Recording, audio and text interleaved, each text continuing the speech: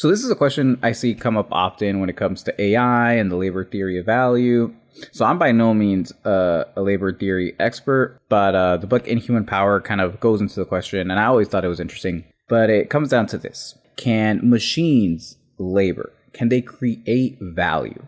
Because to Marx, labor was exclusively human. Humans were the only ones who could create value. For example, a chair might be just a pile of raw materials, and then a human comes, labors, puts it together, and now it has value as a chair. That's why he often calls it like living labor, like variable labor. Humans are the ones putting in the work, and it's that labor that gets exploited, and capitalists use that to generate surplus value that they don't pay to laborers, and they get back as profit, right? Machines, on the other hand, are fixed capital. They're simply tools that are used to facilitate the production of value, and machines don't have the ability to think or act independently. They're just narrow tools used to create. One of the things Marx calls them is crystallized labor or dead labor. And it makes sense because, obviously humans create machines, and then that past labor gets imbued into the new goods those machines create. So it's crystallized in that sense, and it imbues, whatever gets made with value. So these machines, they can, multiply the productivity of the human labor, but it's not like they can actually create new value on their own. So one of the big things for this question, especially when it comes to AI, is, think about something like animals. Can animals labor? Can animals create value?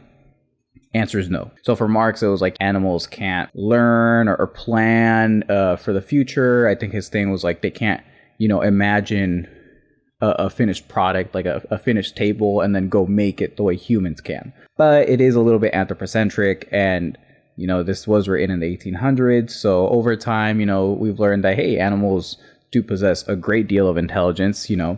They can create a lot of shit like nests, hives, a lot of very complex, complicated behavior. But still, it'd be wrong to consider it labor.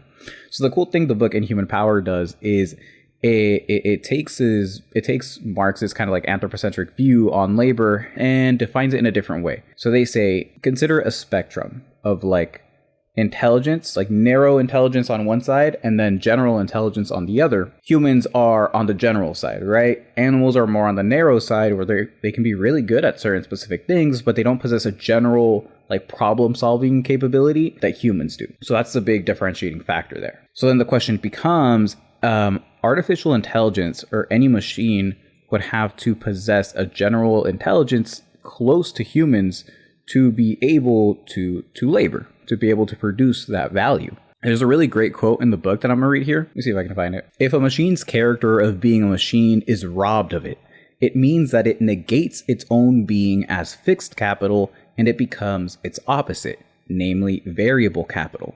The perfect machine is dead labor resurrected as living labor. The perfect machine is a machine that can create value, but for that reason, it is no longer a machine. That's a very interesting way of putting it, right?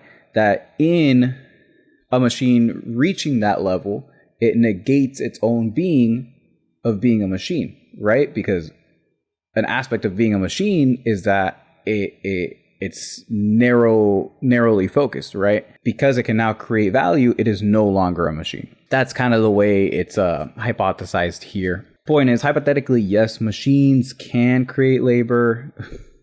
Machines can create value. They can potentially labor. But we're talking about a level of intelligence that's very, very far off from where we are now.